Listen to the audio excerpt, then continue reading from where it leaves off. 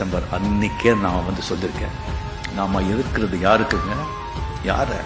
2 பெரிய ஜாம்பவான்கள் அசுர பலத்தோட இருக்காங்க. அசுர பலத்தோட. ஒரு பக்கம் பாத்தீங்கன்னா 10 ஆண்டுகள ஆட்சியில கிடையாது, மிகப்பெரிய ஆளுமை மிக்க தலைவர். இப்போ இல்ல.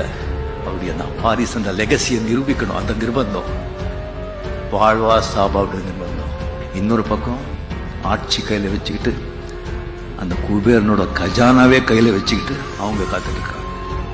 இவங்க நடுவுல நான் ஒரு சினிமா புகழ் வச்சுக்கிட்டு நம்ம ரசிகர்களை வச்சுக்கிட்டு ஜெயிக்க முடியுமா?